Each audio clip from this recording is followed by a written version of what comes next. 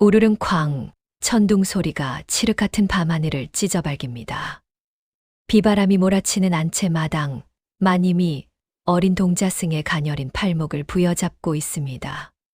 들어가거라. 어서 들어가래도. 마님, 무섭습니다. 제발 살려주세요. 7살 동자승 무영이 겁에 질려 애원하지만 마님의 눈에는 광기 어린 집 창만이 이글거립니다. 쾅 문이 굳게 닫히고 자물쇠가 채워집니다. 도대체 무슨 일이 일어나고 있는 걸까요? 이 기막힌 이야기 바로 시작합니다. 청운아 씨 야담에 오신 걸 환영합니다. 구독, 좋아요 한번 눌러주시면 큰 힘이 됩니다. 그럼 오늘도 재밌는 야담 함께 들어볼까요?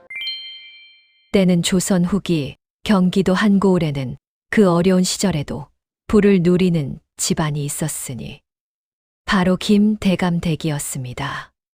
김대감은 50줄에 접어든 이 고을 제일 가는 천석군으로 사방백리 안에 그의 땅이 아닌 곳이 없을 정도였습니다. 성품은 과묵했지만 계산이 빠르고 인색하기로 소문난 인물이었습니다. 그의 부인은 40을 훌쩍 넘긴 나이였지만 여전히 기품이 있었습니다. 불공도 열심히 들이는 그녀는 겉으로는 자비로운 불자로 통했지요. 하지만 아들을 향한 그녀의 사랑만큼은 자비가 아닌 집착에 가까웠습니다. 두 사람 사이에는 늦둥이로 얻은 외동아들 석주가 있었습니다. 겨우 15살밖에 안 된 나이였지만 귀하게만 자란 탓에 얼굴은 창백하고 몸은 허약했지요. 그런 석주가 보름 전부터 원인 모를 병에 걸려 식은땀을 흘리며 사경을 헤매기 시작했습니다. 아침에 멀쩡하던 아이가 저녁이 되자 고열에 시달리며 헛소리를 하기 시작한 겁니다.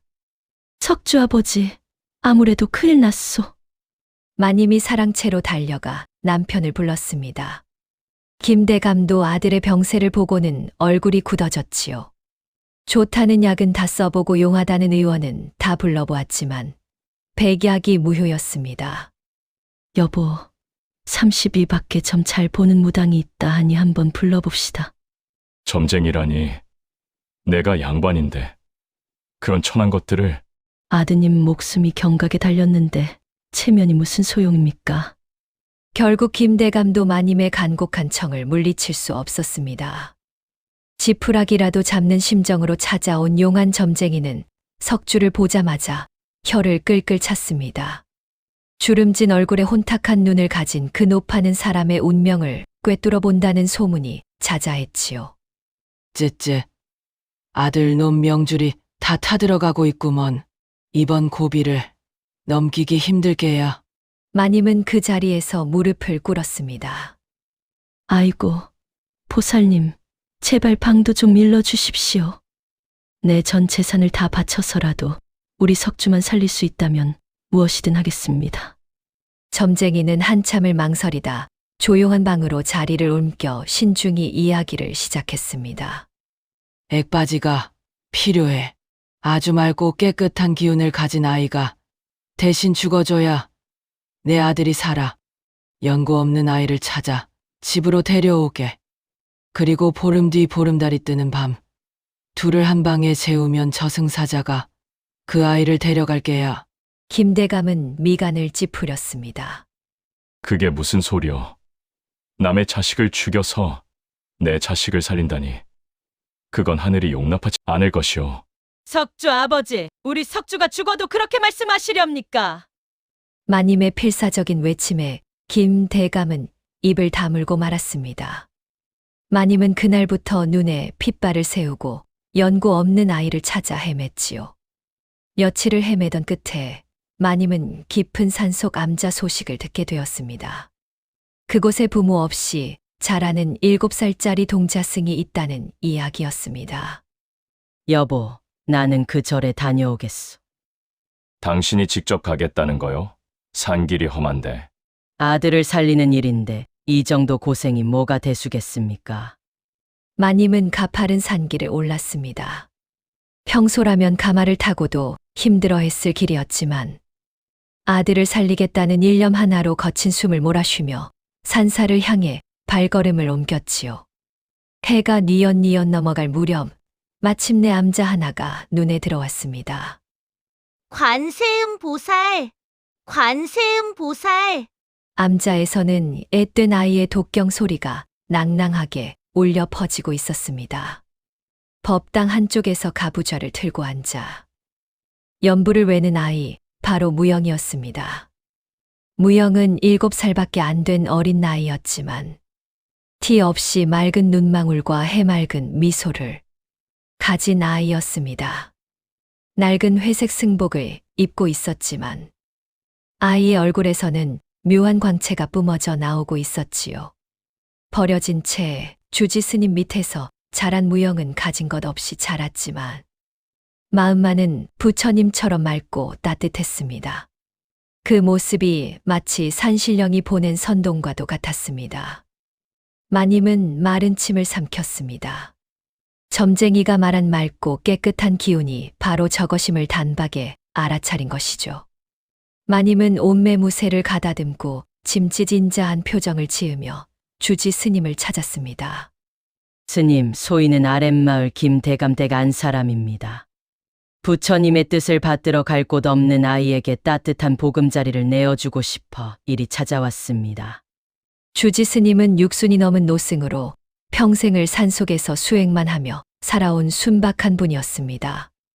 그는 마님의 화려한 비단옷과 거액의 시주 약속에 그만 마음을 놓고 말았지요. 마님은 눈물까지 글썽이며 연기를 펼쳤습니다. 우리 집에 병든 아들이 하나 있어 늘 외롭게 지냅니다.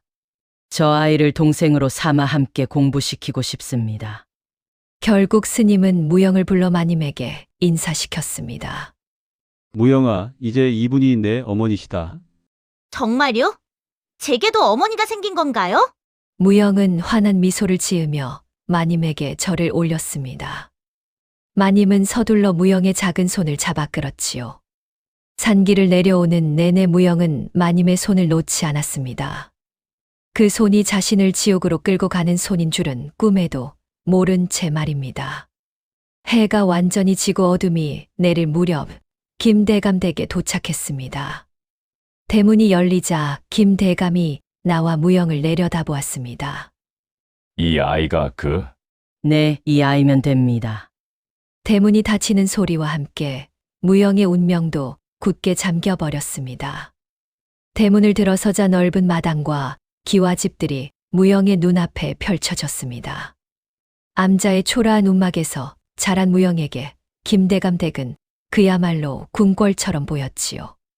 어머니, 여기가 정말 우리 집인가요? 그래, 이제부터 여기가 내 집이란다. 마님은 무영을 안채로 데려가 깨끗한 방 하나를 내주었습니다. 비단 이불이 깔려 있고 작은 책상과 옷장까지 갖춰진 방이었지요. 무영은 그저 신기하고 감사할 따름이었습니다. 사랑채에서는 김대감이 담뱃대를 물고 창밖을 내다보고 있었습니다. 부인, 정녕 그 아이로 우리 석주를 살릴 수 있겠소? 점쟁이가 그리 일렀지 않습니까? 보름만 기다리면 됩니다. 대째, 이게 하늘의 뜻이길 바랄 뿐이오. 김대감은 불편한 심기를 감추지 못했지만 아들을 살려야 한다는 일념 앞에서는 어쩔 도리가 없었습니다. 그날부터 무영의 생활이 시작되었습니다. 겉보기엔 남부러울 것 없는 도련님의 삶이었지요. 비단옷에 밥상에는 윤기가 자르르 흐르는 쌀밥과 고기 반찬이 끊이지 않았으니까요. 산에서는 나물죽으로 연명하던 무영에게 이 모든 것은 꿈만 같았습니다. 하지만 집안 하인들의 눈빛은 이상했습니다. 무영을 작은 도련님이라 부르면서도 뒤돌아서면 혀를 쯧쯧 차곤 했지요. 저 어린 것이 무슨 죄가 있다고. 쯧쯧 살이 포동포동 오르는 걸 보니 제삿날이 멀지 않은 게야. 마님께서 액바지로 데려온 거라잖아. 불쌍한 것. 하인들 중 나이 지긋한 박서방은 특히 무영을 안타까운 눈으로 바라보았습니다. 40평생을 김대감 댁에서 일한 그는 인정이 많은 사람이었지만 주인의 뜻을 거스를 수는 없었지요. 무영도 바보가 아닌지라 집안의 공기가 왠지 무겁고 서늘하다는 것만은 느낄 수 있었습니다. 사흘째 되는 날, 마님은 무영을 병든 아들 석주에게 데려갔습니다. 석주야, 동생이 생겼단다. 인사하거라. 방문이 열리자 코를 찌르는 약 냄새가 진동했습니다. 방 안에는 창백한 얼굴의 소년이 이불을 뒤집어 쓴 채 누워 있었지요. 15살 석주는 병을 앓는 중이었지만 눈빛만큼은 날카롭고 차가웠습니다.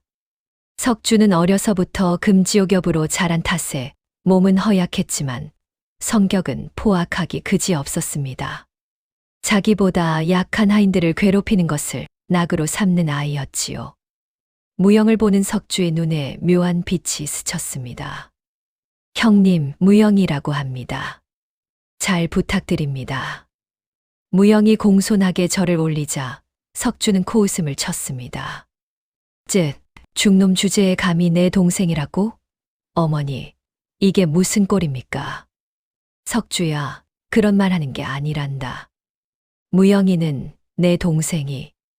됐습니다. 마음에 안 듭니다. 당장 내보내세요.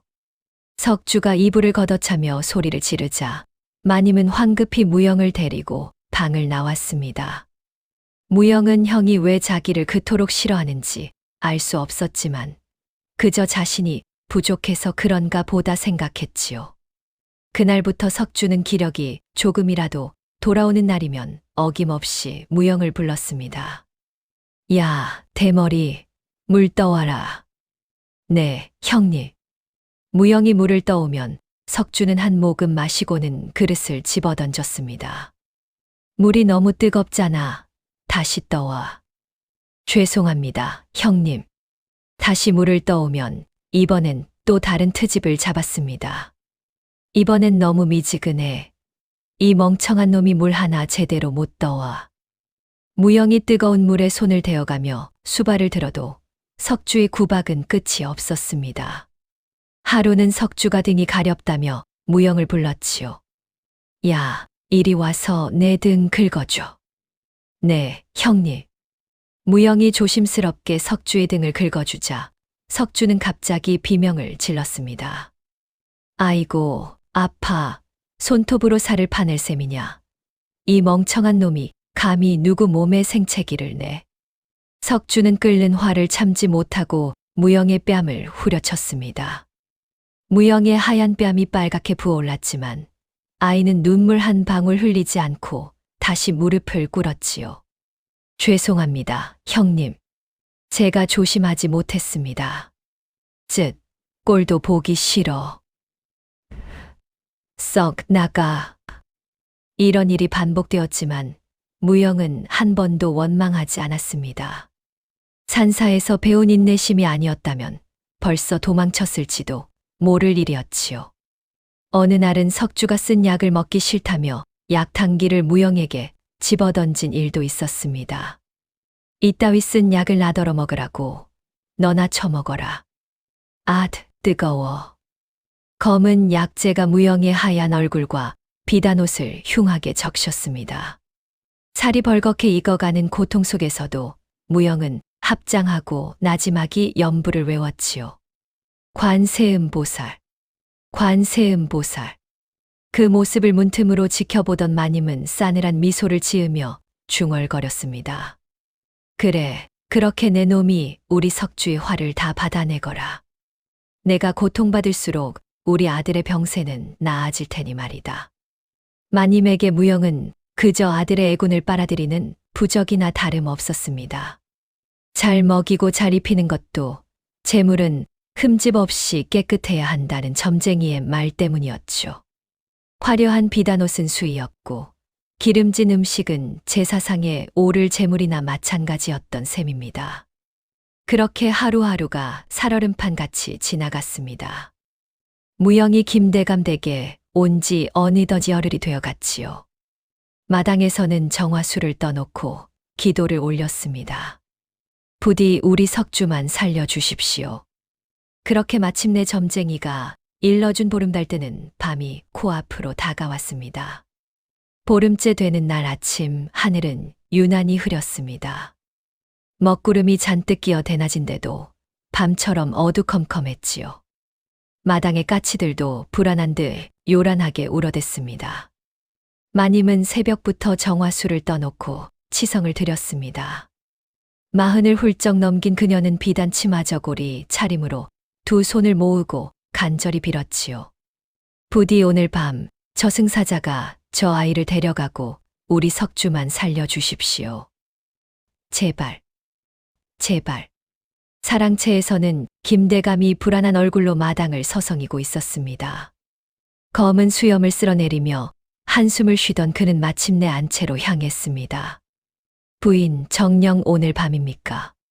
그렇습니다. 점쟁이가 보름달 때는 오늘 밤이라 했으니. 하늘이 우리를 용서하시길 바랄 뿐이오. 김대감은 50평생을 살면서 이렇게 마음이 무거운 적이 없었습니다. 아무리 남의 자식이라 해도 7살짜리 아이를 제물로 바치는 일이 편할 리 없었지요. 하지만 외동아들 석주를 살려야 한다는 생각에 마음을 굳게 먹을 수밖에 없었습니다. 한낮이 되자 마님은 무영을 불렀습니다. 무영아, 이리 오너라. 네, 어머니. 무영은 여전히 해맑은 얼굴로 마님에게 다가왔습니다. 열흘 동안 형의 구박을 받으면서도 한 번도 원망하지 않았던 아이였지요. 오히려 자신이 부족해서 형이 화를 내는 거라고 생각했습니다. 오늘은 내가 목욕을 해야 한다. 목욕요? 그저께도 했는데요. 오늘은 특별한 날이니라. 형님께서 많이 편찮으시니 내가 깨끗한 몸으로 형님 곁을 지켜야 한다. 마님은 무영을 목욕간으로 데려가 정성스럽게 씻겼습니다. 따뜻한 물에 약초를 우려넣고 아이의 몸을 구석구석 닦아주었지요. 무영은 어머니가 직접 목욕을 시켜주는 것이 신기하면서도 기뻤습니다. 목욕을 마친 무영에게 마님은 새 하얀 소복을 입혔습니다. 깨끗한 흰색 저고리와 바지였지요. 무영은 새 옷을 입고 방긋 웃었습니다. 어머니, 이 옷 참 깨끗해요. 그래, 잘 어울린다. 마님의 목소리가 미세하게 떨렸지만 무영은 알아차리지 못했습니다. 마님은 무영의 머리를 쓰다듬으며 속으로 중얼거렸지요. 미안하다, 아가. 하지만 내가 우리 석주를 대신 가야 한다.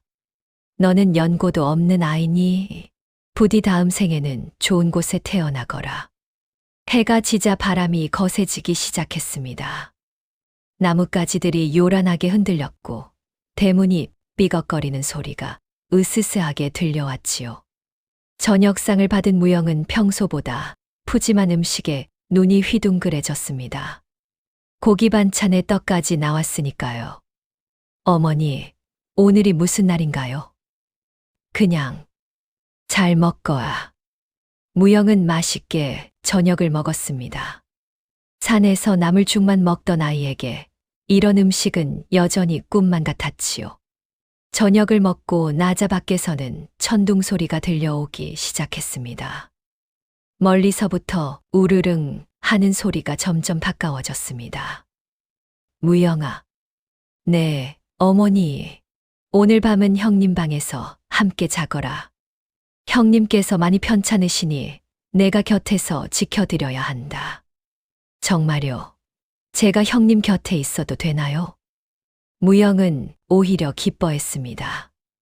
그동안 형에게 구박만 받았지만 형을 돌볼 수 있다는 생각에 마음이 뿌듯했던 거지요. 마님은 무영의 손을 잡고 석주의 방으로 향했습니다. 마당을 가로지르는 동안 차가운 바람이 옷깃을 파고들었고 번개가 번쩍 하늘을 가르기 시작했습니다. 석주의 방문을 열자 기괴한 향 냄새가 진동했습니다. 방 안 사방벽에는 붉은 글씨로 쓴 부적들이 어지럽게 붙어 있었지요. 석주는 공포에 질린 눈으로 이불을 머리끝까지 뒤집어 쓰고 있었습니다. 15살 석주는 창백한 얼굴에 식은땀을 흘리며 부들부들 떨고 있었습니다. 어머니가 자신을 살리기 위해 무영을 제물로 바치려 한다는 걸 알고 있었지요. 포악한 성격의 아이였지만 막상 이런 상황이 되자 무서움을 감출 수 없었습니다. 석주야, 오늘 밤 무영이가 내 곁을 지켜줄 게다. 어머니, 정말 이렇게 해야 합니까? 쉿, 아무 말 말고 눈 꼭 감고 있거라. 숨소리도 내지 마라. 마님은 무영을 방 안으로 들여보냈습니다. 무영은 어리둥절한 얼굴로 방 안을 둘러보았지요. 형님, 제가 오늘 밤 곁에서 지켜드릴게요. 너는. 석주가 무언가 말하려 했지만 마님이 재빨리 방문을 닫아버렸습니다. 그리고 밖에서 쇠로 된 자물쇠를 단단히 채워버렸지요. 쿵, 철커덕. 무거운 쇠소리가 어둠 속에 울려 퍼졌습니다. 무영은 그제야 뭔가 이상하다는 걸 느꼈습니다. 어머니, 문이 안 열려요. 무영이 문을 두드렸지만 돌아오는 것은 빗소리뿐이었습니다. 방 안에서는 석주가 이불 속에서 떨고 있었고 무영은 잠긴 문 앞에서 어찌할 바를 몰랐지요. 어머니, 무서워요. 밖에서는 마님이 사랑채 마루에 정화수를 떠놓고 비를 맞으며 기도하기 시작했습니다. 비나이다, 비나이다. 부디 이 애군이 저 아이에게 옮겨가고 우리 귀한 석주는 살려주시옵소서. 우르릉 쾅. 천둥 소리가 점점 커지기 시작했습니다. 마치 하늘이 노하여 죄인을 벌하러 내려오는 듯 했지요. 방 안의 두 아이는 서로 다른 공포에 떨고 있었습니다. 한 명은 죽음의 공포에, 한 명은 버림받은 공포에 말입니다. 김대감은 사랑채 처마 밑에서 이 모든 광경을 지켜보고 있었습니다. 담뱃대를 물고 있었지만 연기는 한 모금도 들이키지 못했지요. 밤은 점점 깊어갔고 천둥 번개는 더욱 거세졌습니다. 천둥 소리가 온 세상을 뒤흔들듯 울려 퍼졌지요. 우르릉 쾅, 번개가 번쩍이면서 어둠 속 김대감 댁을 환하게 비췄습니다.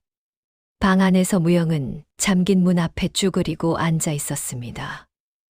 7살 아이는 겁에 질려 있었지만 그래도 연부를 외며 마음을 진정시키려 애썼지요. 관세음보살, 관세음보살. 무영의 맑은 목소리가 천둥 소리 사이로 가늘게 들려왔습니다. 저쪽 구석에서는 석주가 이불을 뒤집어 쓴 채 부들부들 떨고 있었습니다. 야, 대머리. 석주가 떨리는 목소리로 무영을 불렀습니다. 석주는 평소 포악한 성격이었지만 지금은 공포에 질려 얼굴이 새하얗게 질려 있었지요. 네, 형님.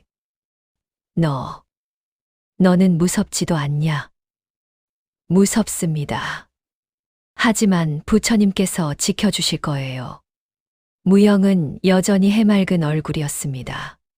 티 없이 맑은 눈망울에는 두려움보다 믿음이 가득했지요. 석주는 그런 무영을 보며 가슴 한편이 찔끔했습니다. 나 때문에. 아니, 됐다. 석주가 무언가 말하려다 입을 다물었습니다. 자신을 살리기 위해 무영이 희생양이 되었다는 걸 차마 말할 수 없었던 거지요. 밖에서는 마님이 사랑채 마루에 무릎을 꿇고 기도하고 있었습니다.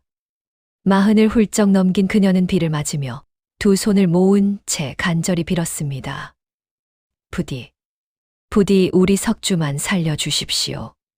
저 아이가 대신 가게 해주십시오. 빗물이 마님의 얼굴을 타고 흘러내렸지만 그것이 빗물인지 눈물인지 분간할 수 없었습니다. 비단 치마 저고리는 흠뻑 젖어 몸에 달라붙었지요. 김대감은 처마 밑에서 그런 부인을 바라보고 있었습니다. 검은 수염을 쓸어내리던 그의 손이 떨렸습니다. 부인, 들어오시오. 병이 나겠소. 안 됩니다. 오늘 밤이 지나야 우리 석주가 삽니다. 마님은 고개를 흔들며 계속 기도를 올렸습니다. 김대감은 한숨을 내쉬며 사랑채 안으로 들어갔지요. 하지만 마음이 불편해서 잠을 이룰 수가 없었습니다. 시간이 흐를수록 천둥 소리는 더욱 요란해졌습니다. 마치 하늘이 노하여 땅으로 내려오는 듯 했지요. 방 안의 촛불이 바람에 흔들리며 괴기스러운 그림자를 만들어냈습니다. 형님, 제가 곁에 가도 될까요? 무영이 조심스럽게 물었습니다. 석주는 망설이다 고개를 끄덕였지요. 무영은 석주가 누운 곳으로 다가가 이불 옆에 앉았습니다. 무섭지 않으세요? 무섭지 않다. 석주가 허세를 부렸지만 목소리는 떨리고 있었습니다. 무영은 방긋 웃으며 석주의 손을 잡아주었지요. 저도 무섭습니다. 그래도 형님이 계셔서 다행이에요. 그 순간 석주의 가슴이 뭉클해졌습니다. 자신이 그동안 얼마나 무영을 괴롭혔는지, 뺨을 때리고 욕을 했는지. 그런데도 무영은 여전히 자신을 형님이라 부르며 손을 잡아주고 있었습니다. 나는 석주가 무언가 말하려는 순간이었습니다. 쾅! 세상이 하얗게 변하더니 귀청을 찢을 듯한 굉음이 터졌습니다. 천지를 뒤흔드는 벼락이 사랑채 지붕을 강타한 거지요. 불덩이가 번쩍이며 기와를 날려버렸습니다. 으악! 석주가 비명을 질렀습니다. 무영은 놀라 눈을 꼭 감고 연부를 외웠지요. 나무아미타불 관세음보살. 그 순간 신기한 일이 벌어졌습니다. 무영의 몸 주변으로 은은한 빛이 감돌기 시작한 겁니다. 부처님께 바친 맑고 깨끗한 영혼이 내뿜는 기운이었을까요? 벼락은 무영을 피해 방 안을 휘돌다가 석주의 머리맡을 내리쳤습니다. 으아아. 석주가 눈을 부릅뜬 채 비명을 질렀습니다. 몸이 활처럼 휘어지더니 거품을 물고 쓰러졌지요. 눈동자는 초점을 잃었고 온몸이 경련을 일으켰습니다. 밖에서 기도하던 마님이 벼락 소리에 깜짝 놀라 눈을 떴습니다. 석주야. 마님은 휘청거리며 방으로 달려갔습니다. 떨리는 손으로 자물쇠를 열고 문을 벌컥 열어젖혔지요. 석주야, 우리 아들. 방 안에는 믿을 수 없는 광경이 펼쳐져 있었습니다. 무영은 가부좌를 튼 채 평온한 얼굴로 연부를 외고 있었지요.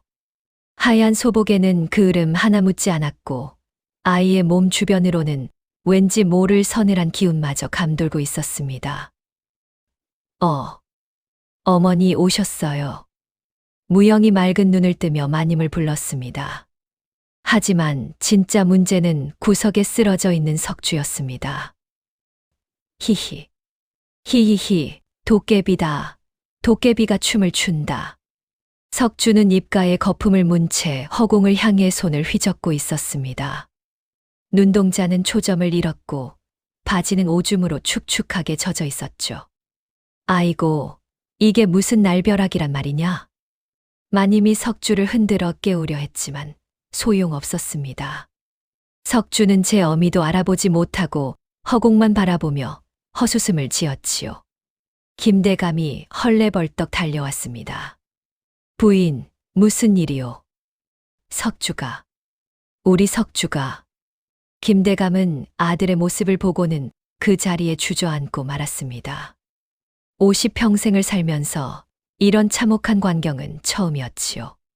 하늘이 내린 벼락은 맑은 영혼을 가진 무영을 비껴가 탐욕과 도끼로 가득 찬 석주의 머리맡에 떨어진 것입니다. 액바지로 쓴 무영의 기운이 너무나 맑아 사악한 애군이 튕겨나와 본래의 주인인 석주를 쳐버린 꼴이었지요. 비는 여전히 내리고 있었고 김대감 댁은 아비규환이었습니다. 석주야, 정신 차려라. 내 아들. 마님이 석주를 흔들어 깨웠지만 소용없었습니다. 석주는 눈동자에 초점이 없었고 입가에는 거품을 물고 있었지요. 허공을 향해 손을 휘젓으며 헛웃음만 지어댔습니다. 히히. 불덩이가 날 잡으러 온다. 아이고, 이게 무슨 일이냐, 석주야. 김대감이 헐레벌떡 뛰어 들어왔습니다. 50평생 위엄을 지키던 그였지만 아들의 처참한 모습을 보자 그만 무릎이 꺾이고 말았지요. 검은 수염을 한 손으로 움켜쥐며 하늘을 올려다봤습니다. 하늘이시여, 이것이 무슨 벌이옵니까? 방 한쪽에서는 무영이 여전히 가부좌를 틀고 앉아 있었습니다. 7살 아이의 하얀 소복에는 그을음 한 점 묻지 않았고 맑은 눈망울로 두 어른을 바라보고 있었지요. 어머니, 형님이 많이 아프신가 봐요. 무영의 천진난만한 목소리에 마님은 그만 주저앉고 말았습니다. 자신이 죽이려 했던 아이가 저렇게 무사한데 정작 살리려던 아들은 미쳐버렸으니 이것이야말로 하늘이 내린 벌이 아니고 무엇이겠습니까? 나 때문이다. 내가 욕심을 부렸기에. 마님이 바닥을 치며 통곡하기 시작했습니다. 40을 훌쩍 넘긴 그녀는 그날 밤 머리카락이 반백으로 변했고 얼굴에는 주름이 깊이 패였지요. 동이틀 무렵 김대감은 급히 의원을 불러들였습니다. 60이 넘은 백발의 의원이 석주를 진맥하더니 고개를 절레절레 흔들었습니다. 이건 사람의 손으로 고칠 수 있는 병이 아닙니다. 그게 무슨 말이오? 아무리 어려워도 고쳐야 하지 않겠소. 대감마님, 이 아이는 혼이 반쯤 빠져나간 것 같습니다. 하늘의 벼락을 맞았다 하지 않았습니까? 이건 천벌이옵니다. 의원의 말에 김대감은 더 이상할 말이 없었습니다. 그저 주먹을 불끈 쥐고 이를 갈 뿐이었지요. 그날부터 소문이 퍼지기 시작했습니다.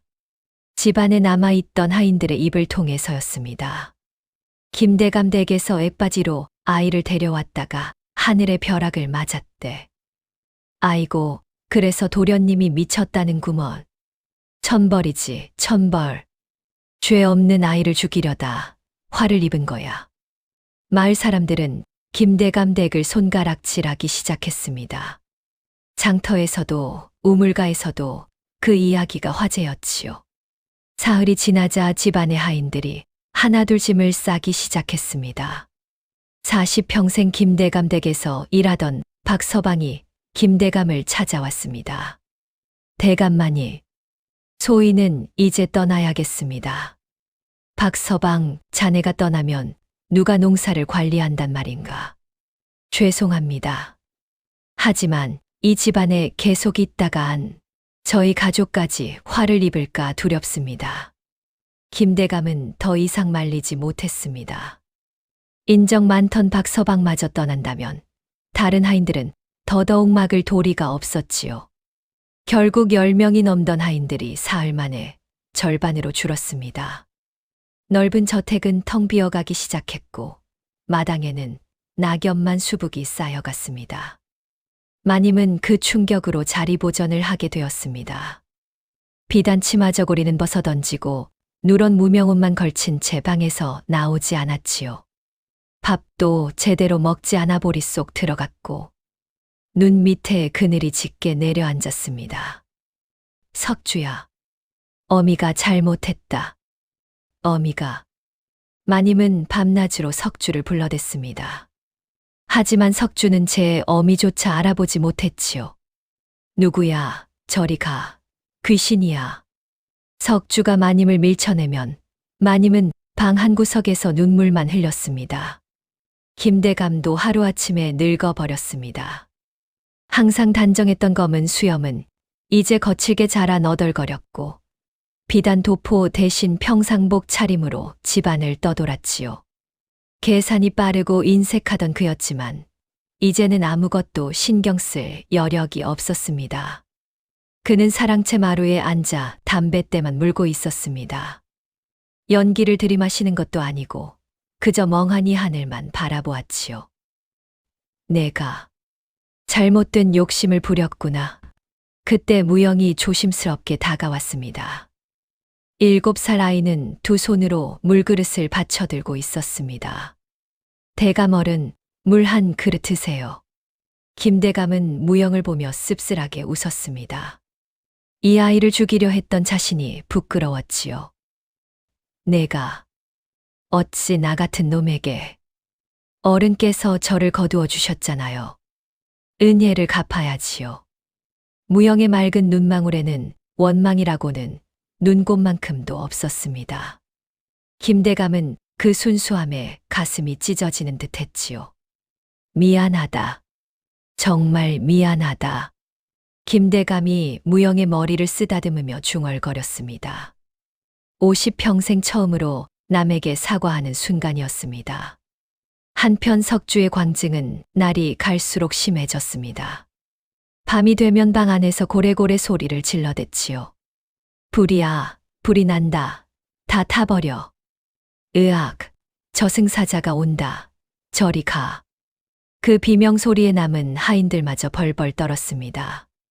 어떤 날은 석주가 마당으로 뛰쳐나와 허공을 향해 돌을 집어던지기도 했습니다. 거기 있지. 내가 본다고. 히히. 김대감과 남은 하인들이 달려가 석주를 붙잡아야 했습니다. 15살 아이였지만 미친 힘은 어른 못지않았지요. 석주야, 진정해라. 놔요. 저것들이 날 잡으러 왔어. 무영은 그런 형의 모습을 멀리서 안타깝게 바라보았습니다. 그리고 조용히 손을 모아 기도했지요. 부처님, 형님을 낫게 해주세요. 무명의 간절한 기도가 밤하늘로 올라갔지만 하늘은 침묵할 뿐이었습니다. 그렇게 보름이 지나자 김대감 댁의 모습은 완전히 달라져 있었습니다.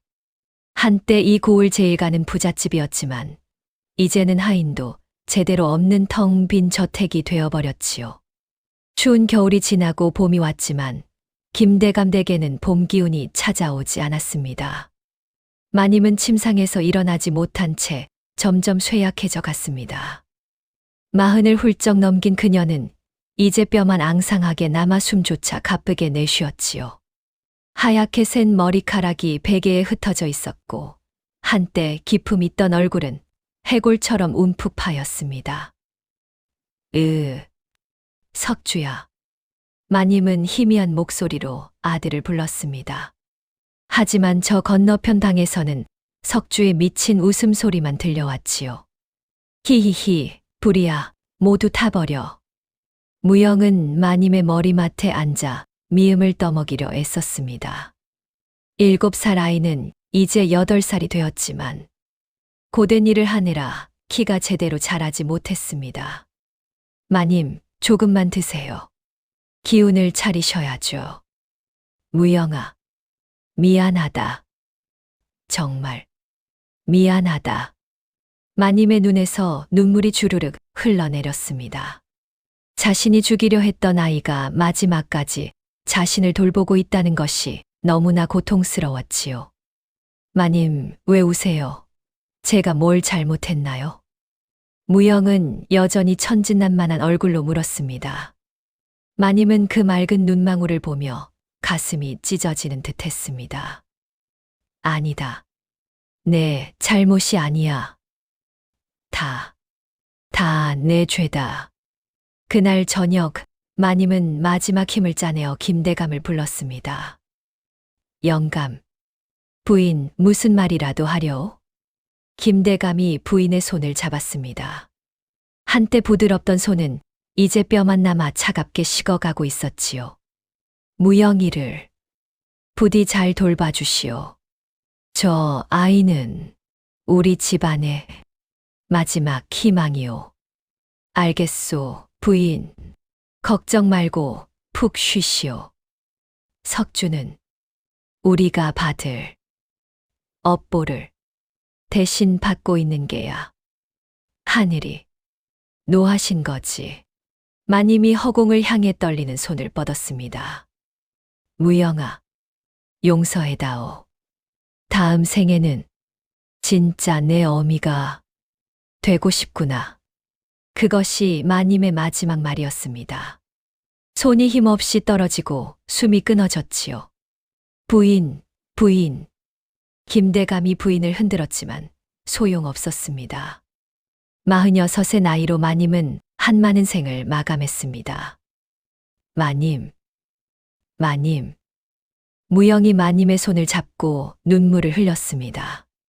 비록 자신을 죽이려 했던 사람이지만 무영에게는 생전 처음 만난 어머니였으니까요.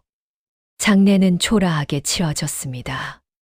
하인도 없고 조문객도 없었습니다. 마을 사람들은 천벌받은 집안이라며 발길조차 하지 않았지요. 마님이 죽자 석주의 상태는 더욱 악화되었습니다. 어머니가 죽었다는 사실조차 이해하지 못한 채 계속 미친 소리만 짓거렸습니다. 어미가 어디 갔어? 나를 버렸어. 석주야, 어미는 돌아가셨다. 김대감이 아들에게 말했지만 석주는 알아듣지 못했습니다. 오히려 더 크게 소리를 지르며 방 안의 물건들을 집어던졌지요. 거짓말, 다들 거짓말쟁이야. 으악. 그날 밤 석주는 방문을 부수고 밖으로 뛰쳐나왔습니다.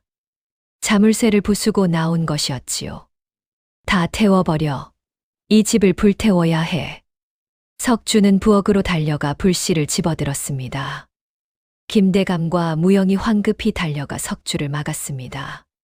석주야, 안 된다. 놔란 말이야. 한참을 씨름한 끝에 겨우 석주를 방으로 끌고 갈 수 있었습니다. 하지만 이제 자물쇠도 소용없었습니다. 석주는 또다시 문을 부수고 나올 게 뻔했지요. 김대감은 결국 석주의 발목에 쇠사슬을 채워야 했습니다. 제 손으로 아들에게 쇠사슬을 채우는 그 순간 김대감은 통곡했습니다. 내가 무슨 짓을 하는 것이냐. 하지만 어쩔 도리가 없었습니다. 석주를 그냥 놔두면 집에 불을 지르거나 더 큰 사고를 칠 것이 뻔했으니까요. 그로부터 며칠 뒤 김대감은 무영을 불렀습니다. 무영아, 이리 오너라. 네, 대감어른. 무영이 다가가자 김대감은 아이의 손을 잡았습니다. 50을 훌쩍 넘긴 김대감의 손은 거칠고 떨렸지요. 무영아, 너는 이제 이 집을 떠나는 게 좋겠다. 네, 무슨 말씀이세요? 이 집안은 이제 끝이다. 너까지 여기 있으면 너도 불행해질 게다. 김대감의 목소리가 떨렸습니다. 무영은 고개를 저었지요. 싫어요. 저는 대감어른과 형님을 돌봐야 해요. 착한 아이로구나. 하지만 그때 석주의 방에서 요란한 소리가 들려왔습니다. 나가, 다들 나가란 말이야. 이 집은 내 거야. 석주가 쇠사슬을 흔들며 소리를 지르고 있었습니다. 김대감은 깊은 한숨을 내쉬었지요. 봄은 왔지만 김대감 댁에는 더 이상 희망이 보이지 않았습니다. 집안은 완전히 무너졌고 이제 남은 것은 미친 아들과 늙어가는 아버지, 그리고 순수한 아이 하나뿐이었습니다. 마당에는 잡초가 무성하게 자랐고 기와는 여기저기 깨져 있었으며 담장은 무너져 내렸습니다. 한때 이고을 제일 가는 부잣집이었던 김대감 댁은 이제 폐가처럼 변해버렸습니다. 대문을 나선 무영은 한참을 걸었습니다. 뒤돌아보고 싶었지만 차마 고개를 돌릴 수 없었지요. 아이의 어깨에는 작은 보따리 하나가 달랑 걸려 있었습니다. 어디로 가야 하지? 무영은 막막했습니다. 김대감이 말한 예전에 살았던 절이 어디인지도 몰랐고 혼자서 살아본 적도 없었지요. 하지만 아이는 주저앉지 않았습니다. 절에서 살았던 기억을 떠올리며 한 걸음씩 나아갔습니다. 해가 질 무렵 무영은 작은 마을에 도착했습니다. 장터 한쪽에서는 장사꾼들이 가게를 정리하고 있었지요. 아저씨, 혹시 먹을 거나 일 시켜주실 수 없나요? 무영이 한 채소 장수에게 다가가 물었습니다. 40줄의 채소 장수는 무영을 위아래로 훑어보더니 고개를 저었습니다. 제발요, 밥만 주시면 열심히 일할게요. 꼬마는 가거라. 일손이 필요 없어. 제발요, 밥만 주시면 열심히 일할게요. 무영이 간절하게 애원했지만 장수는 손을 저으며 돌아섰습니다. 무영은 다른 가게들을 돌아다니며 일을 구했지만 모두 거절당했지요. 밤이 되자 무영은 장터 처마 밑에서 잠을 청했습니다. 추운 바람이 불어와 몸을 떨었지만 참고 견뎠습니다. 산에서 지낼 때도 이렇게 춥지 않았나 싶었지요. 다음 날 아침 무영은 배가 고파 정신이 몽롱했습니다. 하루를 굶은 것이었습니다. 비틀거리며 일어나 우물가로 가서 물로 배를 채웠지요. 얘야, 너 어디서 왔니? 한 할머니가 무영에게 다가왔습니다. 칠순이 넘어 보이는 할머니는 주름진 얼굴에 자애로운 미소를 띠고 있었지요. 저는 갈 곳이 없어요. 어머나, 가련하기도 하지. 이것 좀 먹어라. 할머니가 주머니에서 찐 감자 2개를 꺼내 무영에게 건넸습니다. 무영은 감사하다는 인사를 하고 감자를 받아 먹었지요. 뜨거운 감자가 목구멍을 타고 내려가자 눈물이 났습니다. 고맙습니다, 할머니. 불쌍한 것. 이 근처에 큰 상단이 있는데 거기 가서 심부름꾼이라도 해보거라. 할머니의 말을 듣고 무영은 상단을 찾아갔습니다. 큰 기와집에는 송상단이라는 현판이 걸려 있었지요. 무영은 용기를 내어 문을 두드렸습니다. 나온 사람은 50줄의 송주인이었습니다. 단정한 도포를 입고 회색 수염을 기른 그는 무영을 보며 미간을 찌푸렸습니다. 뭐냐, 꼬마. 저를 일꾼으로 써주십시오. 밥만 주시면 열심히 일하겠습니다. 무영이 고개를 조아리며 애원했습니다. 송 주인은 한참을 무영을 바라보다가 고개를 끄덕였지요. 좋아, 한번 써보지. 다만 게으름 피우면 당장 내쫓을 테니 알아서 해라. 감사합니다. 열심히 하겠습니다. 그날부터 무영은 송상단에서 일하기 시작했습니다. 새벽같이 일어나 마당을 쓸고 물을 깃고 짐을 나르는 일을 했지요. 8살 아이가 하기엔 벅찬 일이었지만 무영은 한 번도 불평하지 않았습니다. 송 주인은 무영의 성실함에 감탄했습니다. 저 아이는 보통 아이가 아니야.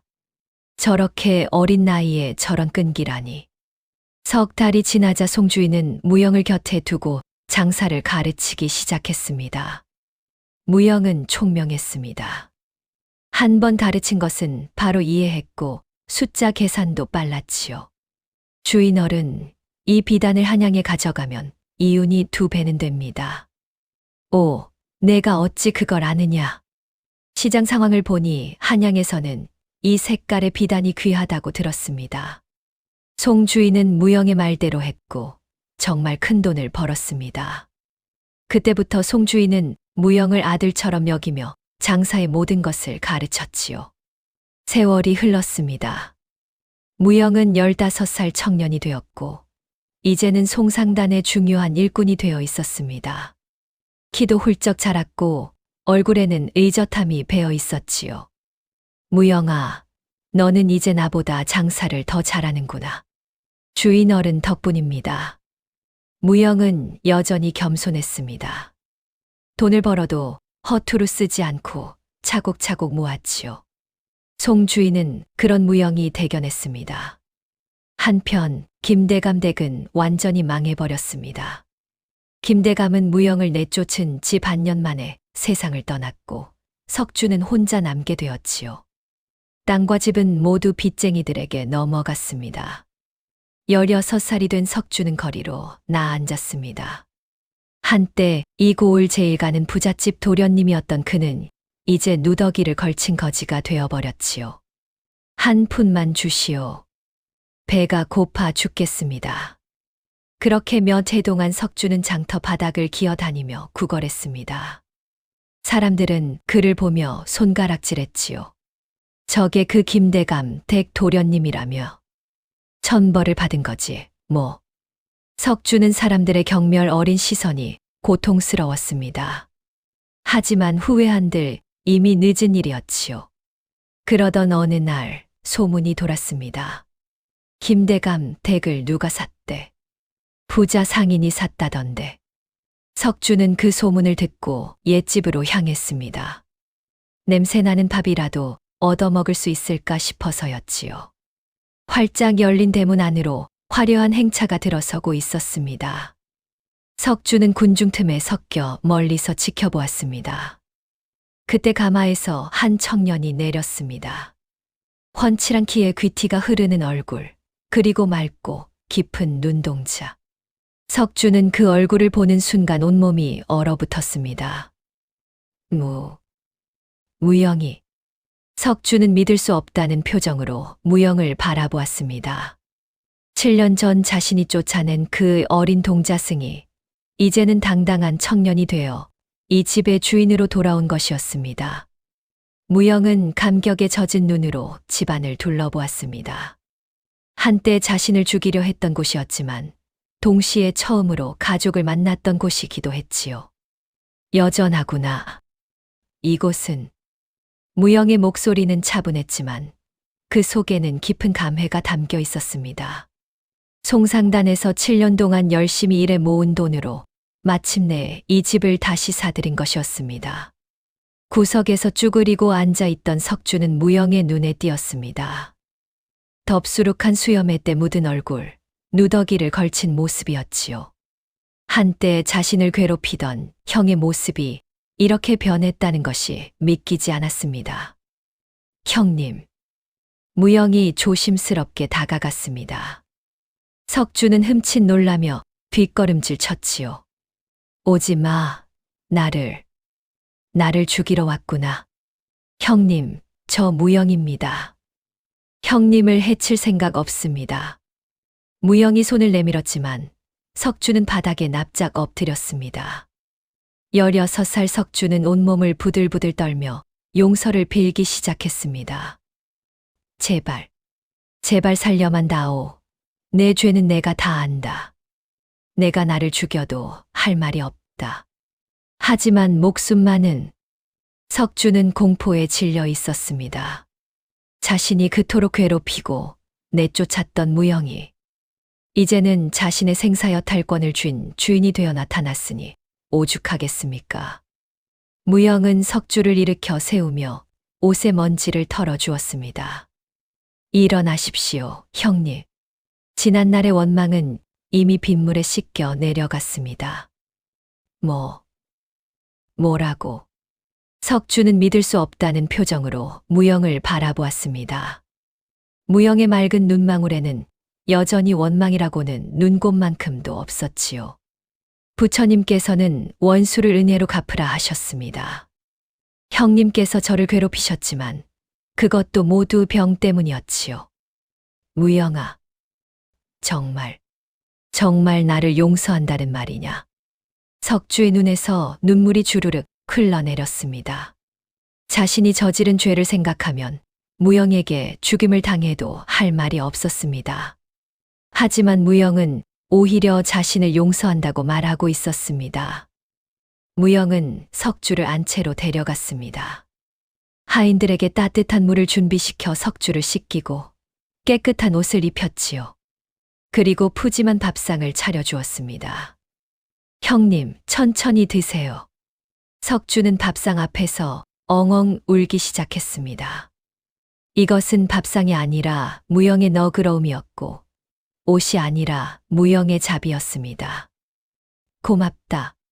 정말 고맙다. 나 같은 놈을. 석주는 밥을 먹으면서도 계속 눈물을 흘렸지요. 식사를 마친 뒤 무영은 석주에게 작은 방 하나를 내주었습니다. 형님, 여기서 지내십시오. 제가 형님을 돌보겠습니다. 무영아, 나는 내게 그토록 나쁜 짓을 했는데 괜찮습니다. 우리는 형제이니까요. 무영의 말에 석주는 다시 한번 눈물을 쏟았습니다. 자신이 저지른 죄의 무게를 이제야 깨닫게 된 것이었지요. 그날 밤 석주는 무영의 방문을 두드렸습니다. 무영아, 한 가지만 물어도 되겠느냐? 네, 형님. 무엇이든 물어보세요. 너는 어떻게 나를 용서할 수 있느냐? 나는 너를 죽이려 했고 괴롭혔고 내쫓았는데. 무영은 잠시 생각하더니 조용히 대답했습니다. 산에서 스님께 배웠습니다. 미움은 미움으로 풀리지 않고 오직 사랑으로만 풀린다고요. 형님을 미워했다면 저도 형님처럼 불행해졌을 겁니다. 석주는 그 말에 깊이 고개를 숙였습니다. 나는 내가 부럽다. 그 어린 나이에 그런 마음을 가지다니. 형님도 이제부터 새로 시작하시면 됩니다. 그 후로 무영은 김대감 댁을 다시 일으켜 세웠습니다. 곳간을 열어 가난한 이들을 구제하고 갈 곳 없는 아이들을 거두어 공부를 시켰지요. 석주는 무영의 곁에서 그를 도왔습니다.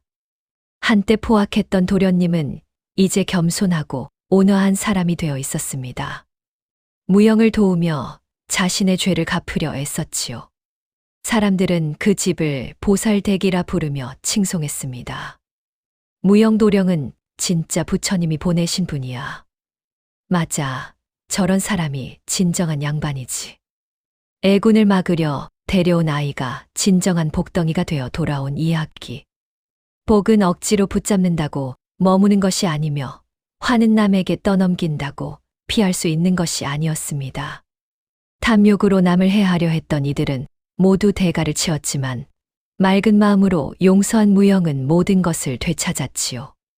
저녁 무렵 무영과 석주는 마당에 앉아 노을을 바라보았습니다. 무영아, 고맙다. 내가 아니었다면 나는. 형님, 우리는 가족입니다. 가족은 서로 돕는 것이지요. 두 사람의 그림자가 노을빛에 길게 드리워졌습니다. 한때 원수였던 두 사람이 이제는 진정한 형제가 되어 있었습니다.